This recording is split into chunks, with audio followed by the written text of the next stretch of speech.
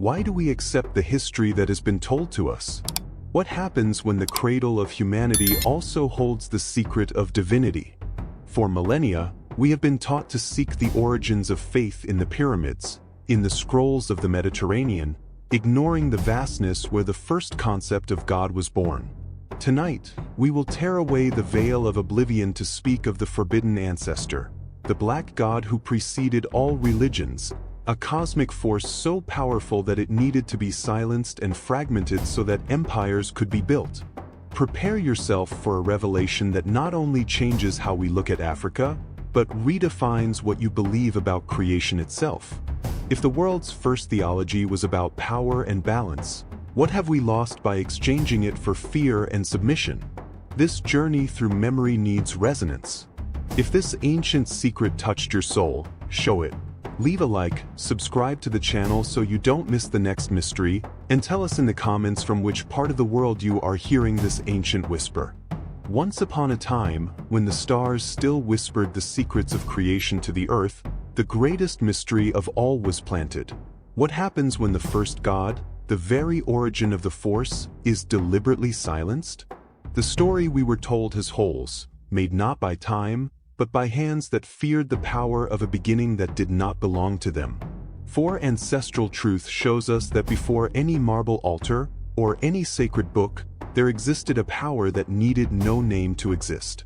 A vast, neutral, and feminine power, the very essence that the Bantu peoples called Nyama, the breath that moves in everything, or the Ashe of the Yoruba, the force that makes things happen. This was not a distant, angry god in the sky, but rather the vibrant energy that pulsates in the bones of our ancestors and in the roots of the baobab tree, symbolized by the spiral traced in the sand, the continuous movement of life. The first humans, our elders, understood that divinity was, in fact, the very web of existence, without a defined beginning or end. The great spiritual conflict arose when this source, this matrix of balanced power, began to be divided and shaped. What was the union of heaven and earth, the dual nature of Nana Baluku Mawalisa, was gradually isolated into solitary, masculine figures, losing the primordial balance that nourished the savanna. This is the crux of the secret.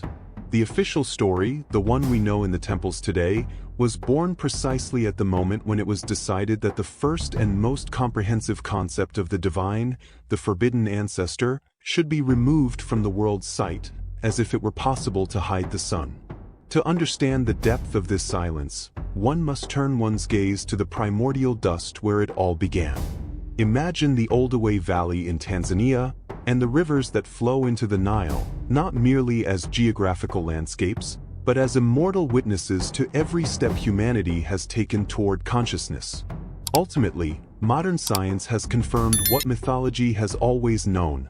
Africa is the home of Homo sapiens, and this precedence is not only physical, but also spiritual and philosophical. The way humanity began to formulate questions about heaven, death, and the Creator's power was born there, under the light of an older sun. The first communities that formed complex concepts of society and spirituality, long before Mesopotamia or the Indus Valley, began to design their symbols of power.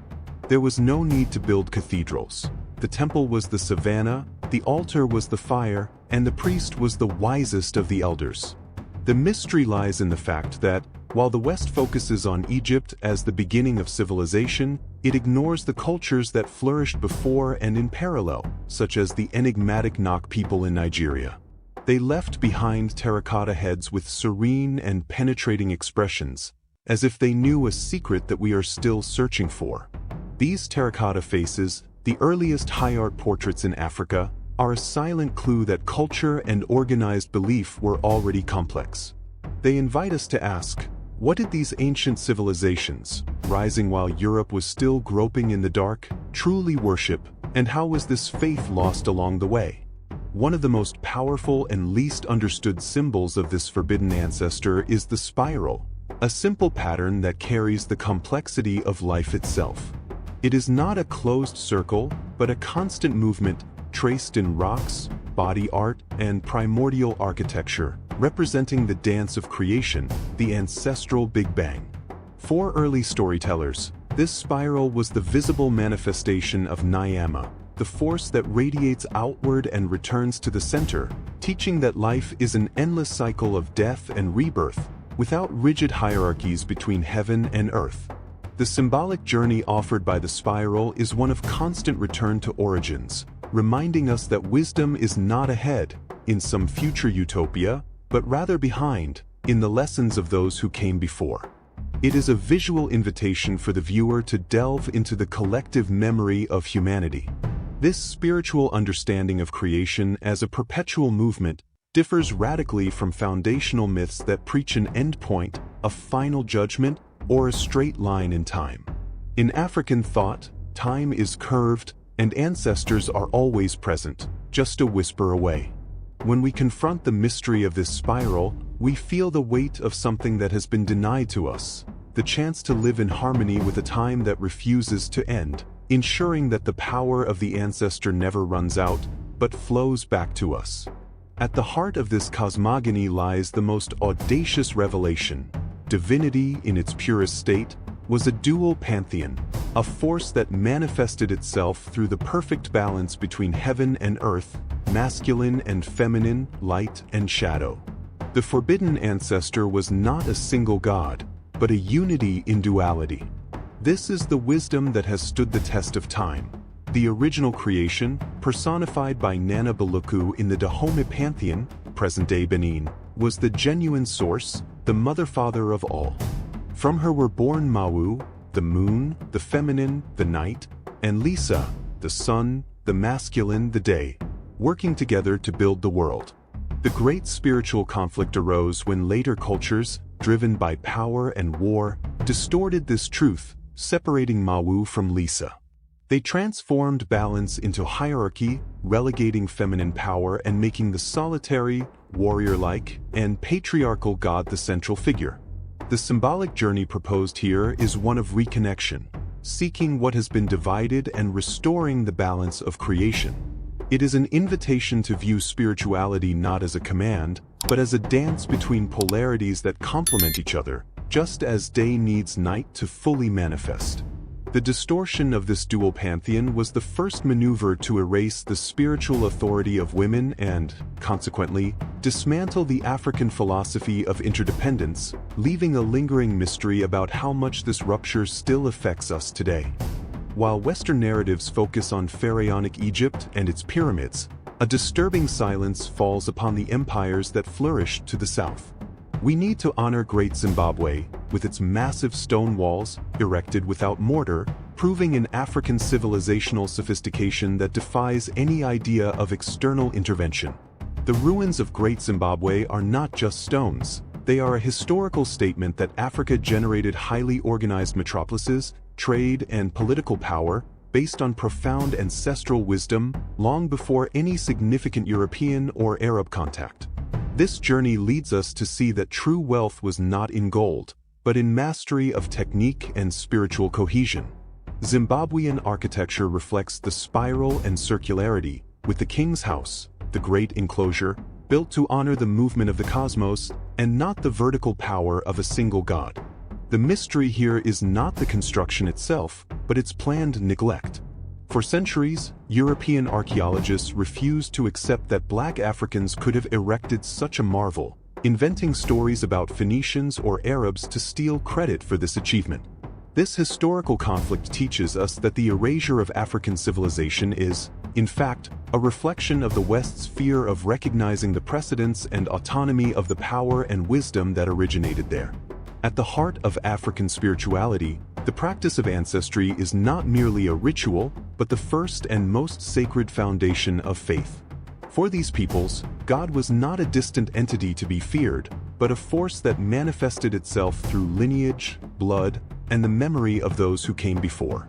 Ancient wisdom teaches us that Ashe or Nyama does not disappear with death, it condenses and resides in the bones of the ancestors, making the tomb and the bonfire the true altars.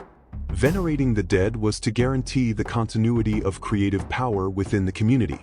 This journey is deeply symbolic, as it invites us to understand that each individual is not an isolated being, but a living link in a vast chain of spiritual power.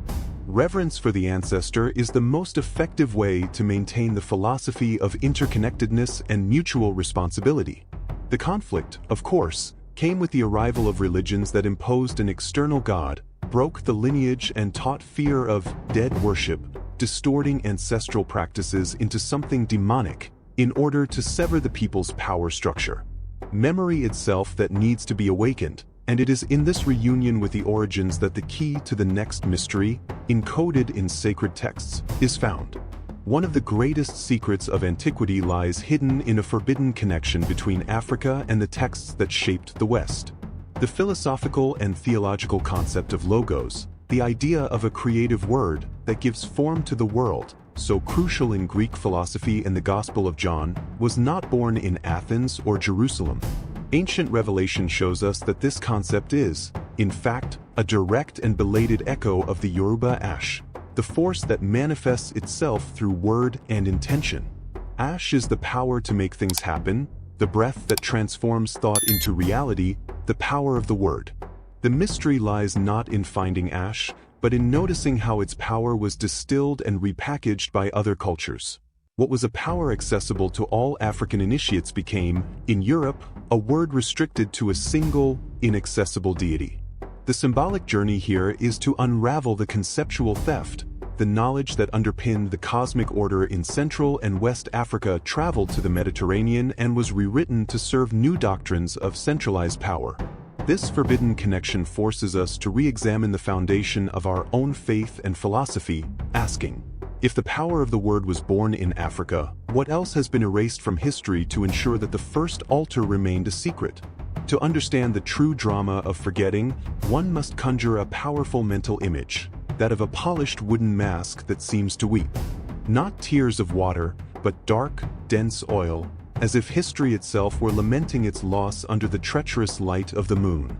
This mask, laden with centuries of ritual, is not merely an adornment, it is a portal.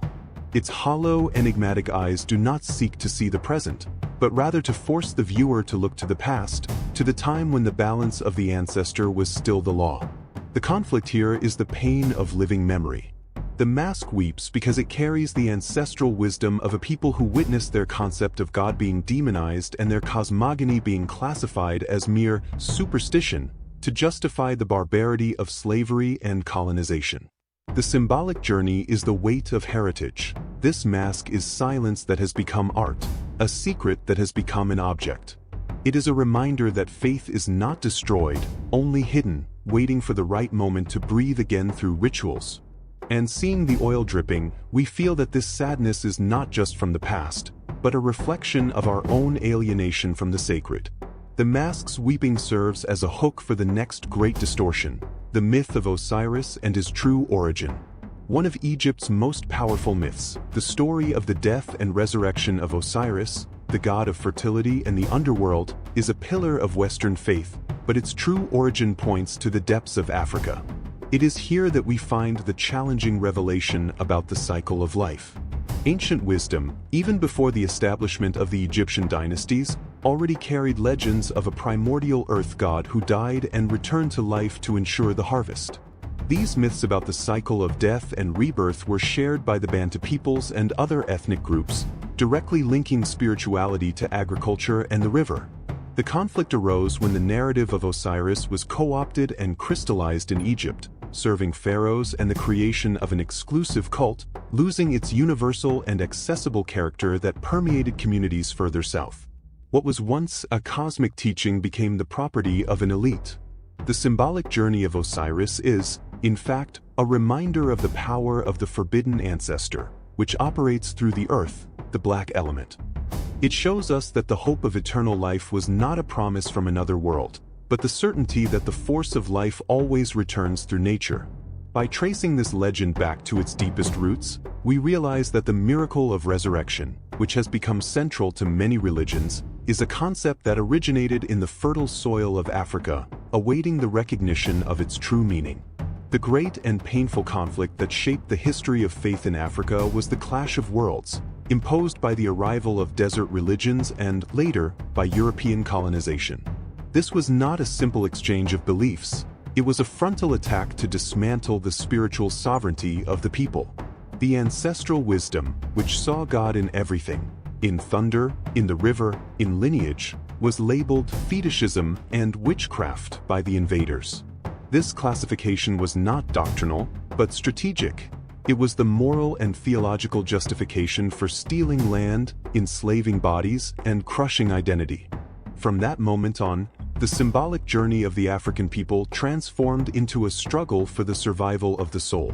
They found themselves forced to hide their gods and rituals, taking them into the bush or locking them away in the silence of their hearts, so that they would not be profaned. The mystery and spiritual unfolding of this conflict lies in resistance. African faith has proven to be indestructible. It did not break, it adapted, becoming more subtle, more secret, and therefore more powerful in its hidden manifestation. This is the bitterest, but also the most powerful lesson that the forbidden ancestor teaches us. The persecution of belief is always a pretext for power, and true faith is only measured by its ability to survive the fires of history. In the midst of the brutality of slavery, the concept of the forbidden ancestor forged its greatest weapon for survival: religious syncretism. This was not an act of submission, but a tactical maneuver of spiritual warfare, the ingenious hiding of African gods under the protective mantle of Catholic saints. Ancient wisdom flowed across the Atlantic, hidden in plain sight.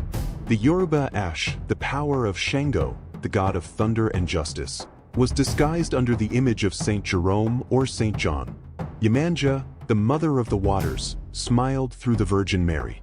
The mystery of this journey lies in incredible cultural resilience. The enslaved pretended to pray to imposed saints, but in their hearts and drums, they praised their own gods. The outward ritual was a charade, the inner one, a silent revolution that kept their identity and spiritual power intact. This spiritual unfolding ensured that African theology was not eradicated. It became a code, a secret language of symbols and colors that only the initiated understood, preserving the essence of the forbidden ancestor. Syncretism, which gave rise to practices such as candomblé and voodoo, proves that when one tries to erase the faith of a people, it only becomes deeper and more ingenious, and this millennial survival is a hook for the power of ancestry encoded in symbols.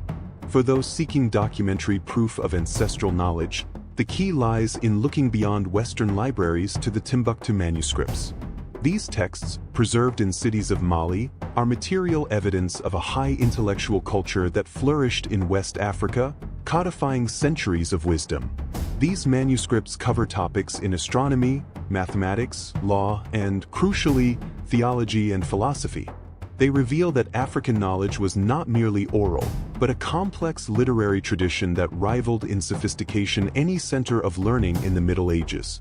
The mystery surrounding these texts lies in their miraculous survival in the face of persecution and abandonment. Hidden in caves and beneath the floors of mosques for centuries, they have withstood invasions and attempts at destruction, preserving symbols and teachings that challenge official history. The symbolic journey of leafing through these scrolls reveals the resistance of the forbidden ancestor.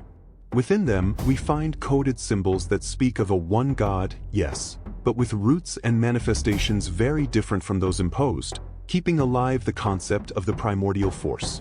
They are irrefutable proof that, while the world said Africa had no written history, a vast amount of wisdom was just waiting to be read, connecting the learned past to the next great symbol of hope and memory. If the spiral represents the movement of creation, the Sankofa symbol is the spiritual compass for the diaspora and for all those who seek the truth. Represented by a bird with its body facing forward but its head turned backward, it carries an egg of wisdom in its beak or on its back. The ancestral wisdom contained in this Adinkra symbol of the Akan people, Ghana, is clear and profound. It is not wrong to go back and retrieve what you have forgotten or what has been left behind. The future is only possible when the past is understood and honored. The mystery of Sankofa lies in its powerful message of memory repair. It challenges Western linearity, forcing us to stop merely looking ahead and to pause to absorb the lessons of the ancestors, reclaiming stolen power. The symbolic journey is one of healing. For those whose roots were severed by the Atlantic, the Sankofa is the map to find their way back, ensuring that the lineage's Ashe is not lost in the new land. This polished wooden bird reminds us that the truth has not been destroyed, only hidden. It is the promise that the power of the forbidden ancestor will be reclaimed, for it teaches us to look at the most intriguing historical connections that link African kings to biblical narratives. One of the most fascinating and controversial historical links connecting Africa to the ancient world is the legend of the Queen of Sheba, Makeda. Her story, recorded in texts such as the Kebra-Nagast, subverts the Western narrative by placing pre-Christian Ethiopia at the center of a direct connection to Judeo-Christian traditions. Ancient wisdom, through this legend, reveals a sovereign African power that traveled to Jerusalem not in submission, but on equal footing, seeking and exchanging wisdom with King Solomon. This refutes the idea that Africa was merely a passive recipient of faith. The mystery lies in the weight this story carries for Ethiopian identity and, by extension, for African identity. It suggests that the lineage of kings and the tradition of faith in the one God were already present and flourishing in Africa, in direct dialogue with other powers. The symbolic journey that Makeda undertakes is one of seeking knowledge, showing that African spirituality has always been active, inquisitive, and influential. It did not wait for colonization to be enlightened. It was itself the source of light.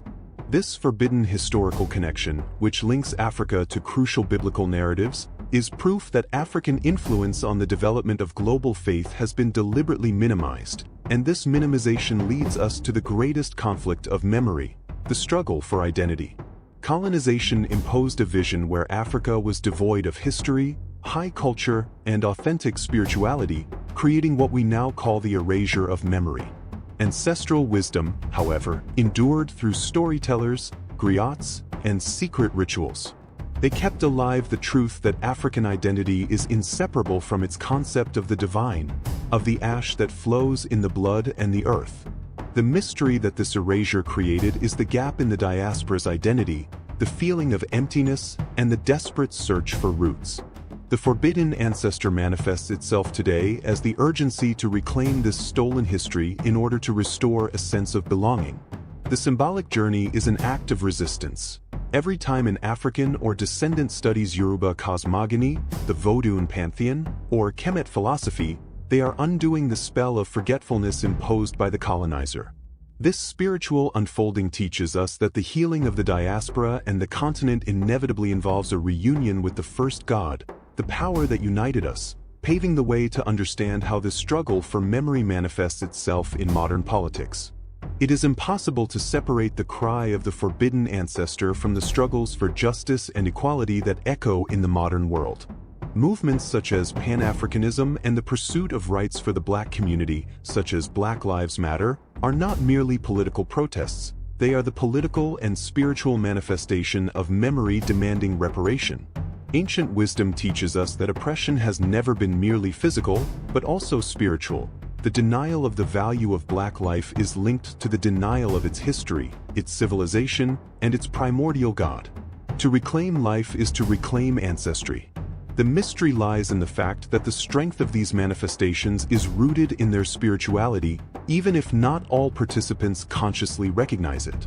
The cry for justice is Ashe demanding the cosmic balance that has been broken by trafficking and slavery. The symbolic journey is one of awakening. New generations are using Sankofa, turning to the history of Zimbabwe, Kemet, and Ife to find the sense of authority and self-worth that society has denied them. This spiritual unfolding shows us that the struggle for a more just future is inseparable from the rediscovery of a stolen past. Politics, in the end, is merely the arena where the conflict between forgetting and remembering is being waged. To illustrate the silent power of resistance, we need to evoke a powerful image, the imposing sight of Great Zimbabwe at dawn, with its stone walls not only reflecting the light but exuding proof of singular architectural mastery. This view is a real historical element that dismantles centuries of prejudice. Those walls, erected without mortar, demonstrate an advanced knowledge of engineering, proving that African civilization flourished without any need for external intervention. The mystery lies not in the technique, but but in the philosophy behind the construction. The circular forms and narrow passageways of the city reflect an ancestral cosmogony, where architecture was an act of alignment with the sky, and the way of life replicated the movement of the spiral and the harmony of nature. The symbolic journey of visiting these ruins is one of witnessing autonomy. Great Zimbabwe is a beacon that cries out that Africa was not waiting to be discovered or civilized. It was already the source of civilization and high culture. The fact that official history has gone to such lengths to attribute this work to other peoples is proof of the fear of the forbidden ancestor. The power of the silent stones of Zimbabwe prepares us for the next great prophecy about the truth. In the heart of Africa, the baobab is more than a tree. It is a living prophecy and the great repository of ancestral memory. With its gigantic trunk, which seems to have been planted upside down by the gods, it is the tree of life, linking heaven, earth, and the underworld where the ancestors rest. Ancient wisdom tells us that the truth of the first god, the forbidden ancestor, is encoded and protected in the spirit of the baobab tree. It withstands fire, drought, and time, for it guards the essence of the cosmogony that the West has tried to extinguish. The mystery surrounding this prophecy is dark, yet filled with hope. Legend says that only when the tree is completely felled, when memory is on the verge of total annihilation, will the hidden truth be forced to manifest itself again to all of humanity. The symbolic journey of the baobab tree is one of patience and resilience. It teaches us that spiritual truth doesn't need to be shouted. It can survive in silence, waiting for the exact moment to erupt, like water waiting under the hard shell of a seed. The baobab tree is therefore the ultimate guardian of the secret. It reminds us that the revelation of the first god is linked to our ability to protect what is natural and ancestral, and this protection comes through a deep understanding of rituals. In African cosmogonies, ritual is the very language of the forbidden ancestor, and the drum is its voice. The sound of percussion is not just music, but a spiritual technology that breaks down the barrier between the visible and the invisible, summoning Ashe to manifest on the earthly plane. Ancient wisdom teaches us that, during rituals, the body becomes a portal. Dance, rhythm, and song are not random. They are precise patterns, keys to aligning the individual with the cosmic movement of the spiral, allowing direct communication with the orishas and ancestors. The mystery lies in the effectiveness of this practice. The rituals, which were brutally repressed and ridiculed, are proof of a living faith, where the miracle is not expected from a distant being, but is activated by the community itself through sacred discipline. The symbolic journey is that of the embodiment of the sacred. Man and woman are not mere supplicants, but active participants in creation.